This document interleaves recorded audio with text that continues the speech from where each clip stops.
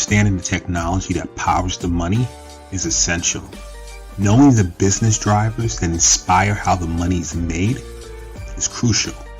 Bridging the gap between the mind of the technologist and the mind of the business is monumental. That is what TBF is all about. Let's start this never-ending conversation. It's time.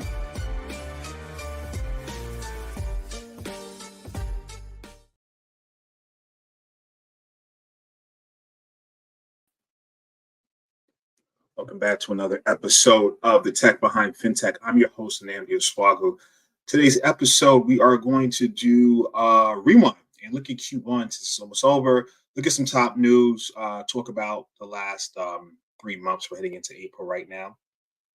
So we're just going to do a rewind episode. Once again, this is the Tech Behind FinTech podcast where we discuss everything FinTech. Sometimes we talk about the technology aspect. Sometimes we get into the business. We have guests on diving into either.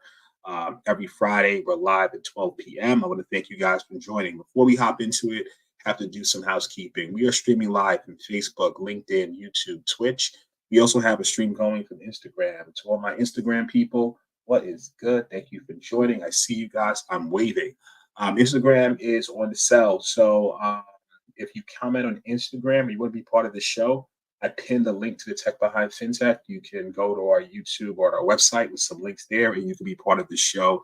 I'll add you in. Everybody's joining. That's cool. All right. So what we're going to talk about today, as I mentioned, we're going to talk about some top news in Q1 shaping FinTech. So we're going to just dive into it. Today, I'm doing it solo. We once in a while do a solo show. I go into this, but next week coming up, we have a whole host of guests all throughout April. I think we're all booked from April to May. So it's going to be a lot of great conversations. But like I said, we like to do the rewind shows. Also, if you want to drop in a comment on anything that we discussed, you might have some inside information, some questions, feel free to drop a comment. Those that are logging in from Facebook, LinkedIn, YouTube, or Twitch, I'll add your comment to the show. And Instagram, I'll just answer your questions directly. Okay, so with all that said, let's get into it. All right, so what's first? All right, so there was this massive settlement. I think it broke some records. Visa and MasterCards apparently they were charging inflated swipe fees or interchange fees when shoppers use credit or debit cards.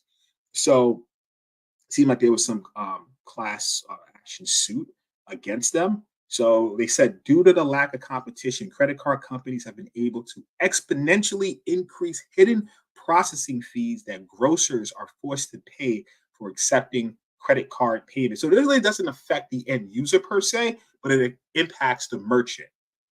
This was noted by Jennifer Hatcher, Chief Public Policy Officer and SVP of Government Relations at Arlington, VA, based the Food Industry Association last year.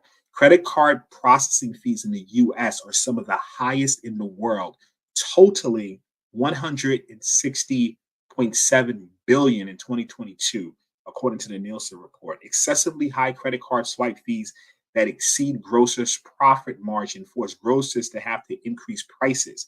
These fees increases disproportionately impact lower income Americans, those that rely on cash and those who do not have access to high credit card rewards. So you see the cycle, right? The credit card companies, they were charging excessively high fees. They basically had like a monopoly on it. Then the grocers, to make a profit, increase their prices, and then it impact the end user in certain times that especially like lower income that can't afford it. So here's what happened, right? The settlement reached $30 billion settlement, which is extremely high. And it's a settlement. So not only is there a cash value, but there is some agreements that have to be made. So in addition to the money, there's going to be a lower interchange rates. The settlement will reduce credit card interchange rates for U.S. merchants, largely comprising small businesses, interchange rates will not go up for 5 years. So they're going to have a 5-year lock on interchange rates. It's not going up. The agreement will cap the reduced credit interchange rates for 5 years, proving a level of cost certainty for merchants. And then there's a last one. Visa said that the settlement gives merchants greater flexibility at the point of sale, including the opportunity to steer to preferred payment methods or more optionality in regards to surcharging. It also provides funding for new programs to educate small businesses about payment acceptance options and how to best manage costs. So once again, Visa and MasterCard settled for $30 billion to the merchants that filed the suit. So that happened in Q1. A next big Q1 legal settlement. JP Morgan Chase, Bank of America, Citigroup, Morgan Stanley, Fifth Third Bancorp, Barclays, Bank of Montreal, and William Blair was sued in 2014, accused of reaping millions in illicit profits by rigging interest rates and municipal bonds. The whistleblower, identified in the lawsuit as Elda Weiss Fund LLC, says the firm have paid $70 million to settle the lawsuit. So I guess this came about in 2014, and the payments were just issued out. So Elda Weiss accused a group of Wall Street firms of widespread fraud and collusion after the state of Illinois hired them to market municipal bonds known as variable rate demand obligations, VRDOs, at the lowest possible interest rate. But the settlement finalized and executed. So it started in 2014 and it's just getting settled now. The state of Illinois is set to collect $33.6 million, while Elda Weiss principal Johan Rosenberg will receive $14.4 million as a reward for bringing the lawsuit on behalf of the government. The remaining $22 million will be set aside to pay for legal expenses incurred by Elda Weiss through the years. So this was a 10-year effort by the whistleblower Elda Weiss, if I'm pronouncing it correctly, Fund LLC, with the principal person involved, Johan Rosenberg. So he basically brought the lawsuit on behalf of the state of Illinois. So and then so it was a total of $70 million, and it was split, as I mentioned, $33.6 million to Illinois, $14.4 million to the whistleblower who brought the lawsuit. That's his reward. And the remaining 22 will be set aside to pay for legal expenses incurred by Elda Weiss duty. It's a 10-year journey on this one. So, got compensated for it, the settlement. All right. So those were the biggest things that I've seen in terms of payouts and lawsuits in Q1. What else is happening? So compliance deadlines, March 31st, right, Sunday. That's the first compliance deadline for the payment card industry data security standard, better known as PCI DSS version 4.0. So, there's some things that usually PCI DSS is for companies that process payments. You have to have that compliance complete. Let's see what's going on here. So some things you have to do: determine your merchant level. Hold up, read this article. Pull it up for you guys. Determine your merchant level compliance. So that's like the first step. So then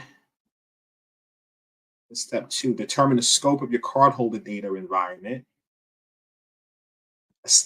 Assess how far you are from compliance, and bring in third parties to help if necessary.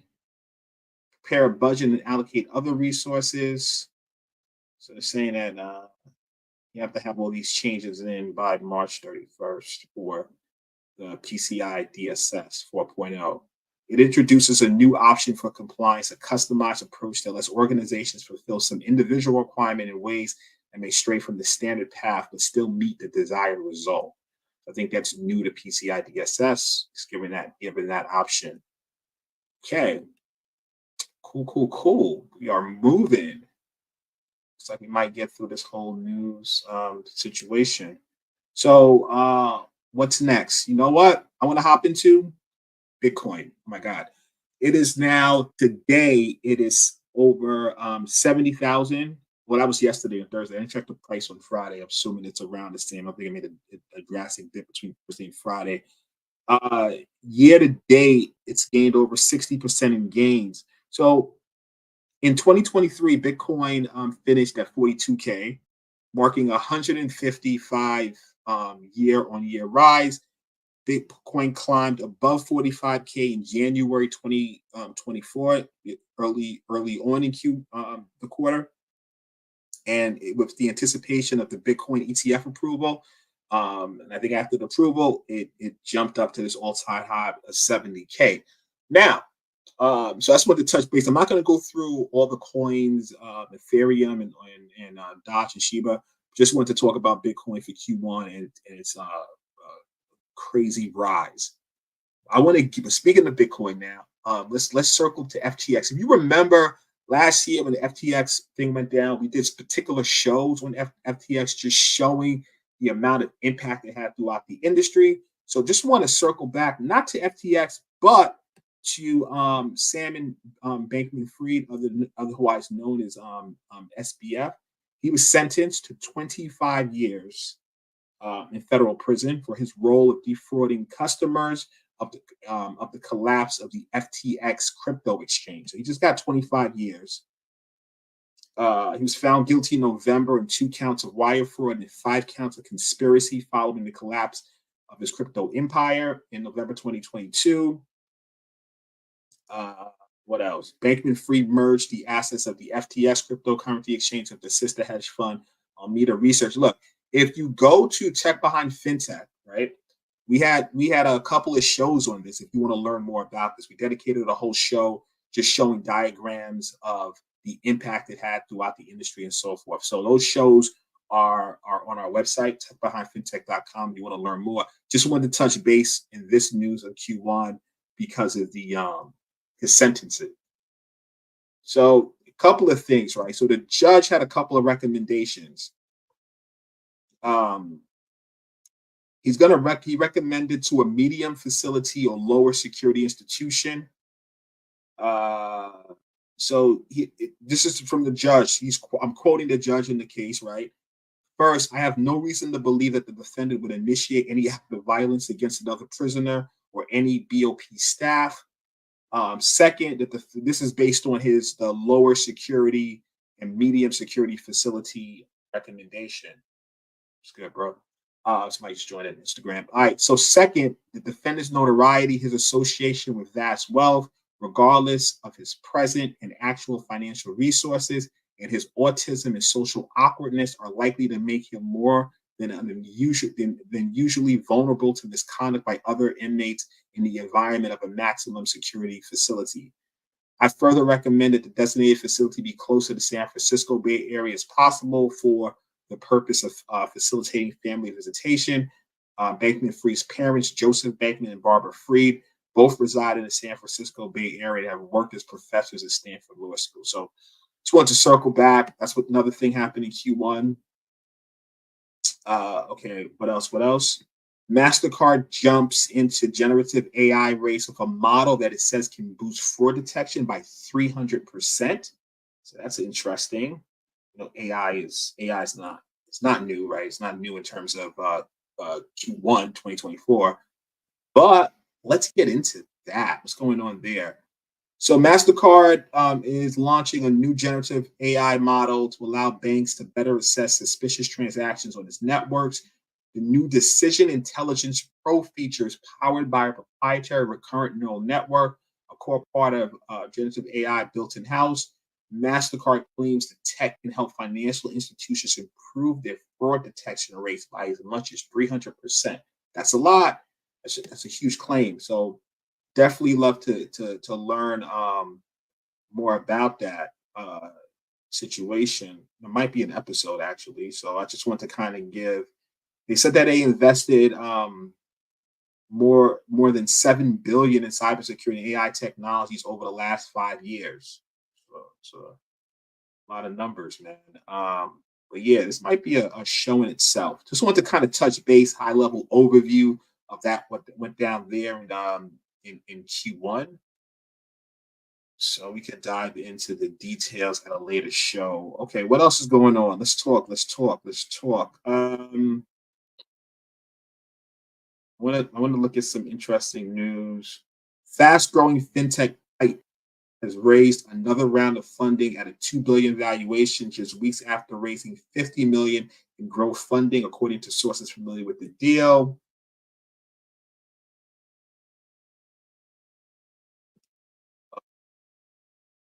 Open banking. So interesting. We did a show on open banking in the EU. So some other news coming out. Open banking in the US, the Consumer Finance Protection Board, CFPB, is prodding banks and fintechs to move ahead towards open banking, a legal framework for individuals to let third party have secure access to some of their bank records. That's been going on in the EU for a while. We did a show on it, I think last year. Anyway, it's on our website. We did like this today. I think it's 167 shows. We have like tons of shows, topics we dive into. You want to learn more about open banking? Look at one of our past episodes. We had a guest one. We dived into it. But that's now coming forth in the US, it looks like. Wow, something not fintechy, but it's interesting. US filed a lawsuit against Apple, accusing the firm of monopolizing the smartphone market through a host of actions, including the blocking of third-party apps from offering contactless payments. So that's definitely fintech. Interesting thing. What else? What else is popping? Let's get into it, man. A lot of different stuff happened in Q1. All right, listen. We're gonna jump into layoffs. That's been huge, huge, huge in Q1. Before we get into that, we're gonna take a message break from our sponsors, and we're gonna jump into layoffs after we come back. Are you an emerging fintech with a limited budget seeking more sales and partners? Introducing Strategic Generation, your partner in leveraging cybersecurity for sales and partner enablement. Fintechs often lose opportunities due to unsophisticated cybersecurity programs.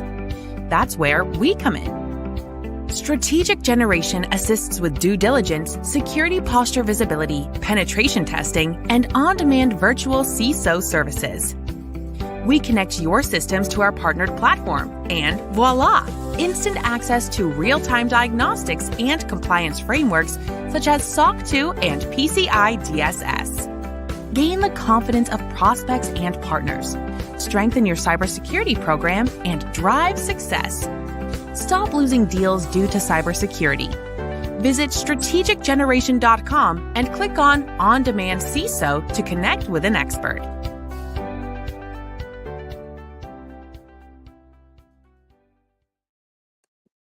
Just like that, we are back. Okay, let's get into some notable massive layoffs in the industry. So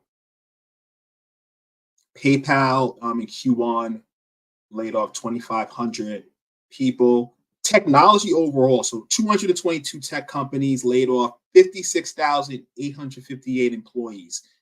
That's like a huge number. One of the notable layoffs in banking, right? So Citigroup, they have said that over the next 2 years, they're going to cut 20,000 jobs by 2026. So let's put that in perspective, right? So it's a reorganization. It was announced on September 2023 to reduce management layers to 8 from 13. The latest reshuffle finalized the city's new structure and is part of a broader goal to trim its global workforce from 239,000 down to by 20,000 over the next years. Let me be clear. They're not going, they're reducing by 20,000. So they're currently at 239,000. They want to reduce, they want to cut 20,000 jobs over the next 2 years. So, cut approximately sometimes. Another thing we got to talk about, we want to streamline their operations following a disappointing fourth quarter in 2023, in which the firm reported 1.8 billion net loss on revenues of 17.4 billion. So let's talk about some other bank layoffs we see here. Cooperative Bank, the March 26th, laid off 400. Fidelity Investments laid off March 700 and March 21st, 2024. Just going over some big ones here. Looks like BNB Paribas laid off about 1,300. I'm seeing some numbers here from a site. Morgan Stanley early March reduced 9% of their workforce. See some other stuff going on here. City National Bank 56. Societe Generale 900 employees. Wait, hold up. So it's quite a few. I'm just going over some notable ones. Lloyd's Banking Group 769. TD Bank 54. BlackRock 3%. UBS 90. Goldman Sachs 7%. The workforce. Okta 400 people, 7%. All right, so that's what I'm going over right there in terms of layoffs. Definitely, let's get some stuff going on. Okay, so for Q1, right, some other news, but those were like some of the bigger ones I had. DMI Group snaps up BNL PL FinTech Zest Money. So they followed reports in December last year. Zest Money was closing down after unsuccessful efforts to find a buyer or raise additional capital. It's an Indian buy now, pay later firm startup. It was acquired by the DMI Group in a fire sale. Talked about that. Let's see what else is going on. Let's see what else. So high level, right? Despite continued innovation, the fintech sector has faced a slowdown in funding during Q1. This has impacted both startups and established companies seeking investments. So that's something else. But that, I mean, we've been talking about that actually since last year in terms of the slowdown, but we're seeing it right now in Q1. What else is going on? All right, so I think of notable news that I want to talk about. That's really it. So we just wanted to highlight this episode some notable stuff going on in Q1. Just bring that to light. Just do a recap. Previously in our shows we used to do the news first, but we've just been having so many interesting conversations with guests, and they have a limited amount of time. So I just been getting into the topic first. So what we'll be doing is each quarter we'll just try to do a recap of some news articles as opposed to doing it in the beginning of the show when we first started this platform. That's what we used to do. We used to talk about the news and get the guest take on it and their participation. But we found that we were just with the comment. We rather just get into the topic with the guest because that's been more beneficial to our audience because we can then really dive into it and have the time and not extend over the allotted time for the show. So that's why we haven't been doing the news like we were doing in the past. We've been having a lot more guests. So usually some solo shows I would do the news. So what we decided to do was each quarter, we're just going to take a look back and talk about some notable things happening in the industry. So that's how we'll be doing moving forward. But the next few weeks, man, got a lot of interesting guests going. So definitely tune in. It's going to be some really, really great conversations. You can find past episodes on the techbehindfintech.com. Like I said, this is our 167. So and we've been at this consistently for the last since we started back in 2020 fall. And we're doing weekly shows. It's been a good run, and really, really like talking to you guys. And listen, I need to thank everyone, right? People who viewed the show, commented on the show, liked the shows. People who didn't comment in public but sent me DMs about the shows. Our past guests are wonderful guests, great conversations. Yeah, it's been really, really good. I really appreciate everything. What else? And also like people who link with me behind the scenes to get on the show, right? Yeah, man, just definitely like let me know if you have something relevant to our audience or what we talk about. And we'll walk through your background, get you an application, and then we will schedule you if it's a good fit. So definitely, let me know. Other than that, I think that concludes our show today. Thank you very much for your time. Have a great weekend coming up. I wish everyone the best. Guys, take care. And once again, thanks again, man. I really appreciate everyone and appreciate you guys watching. Cheers.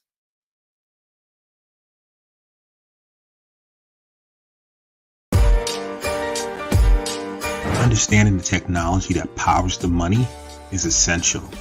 Knowing the business drivers that inspire how the money is made is crucial. Bridging the gap between the mind of the technologist and the mind of the business is monumental. That is what TBF is all about. Let's start this never-ending conversation. It's time.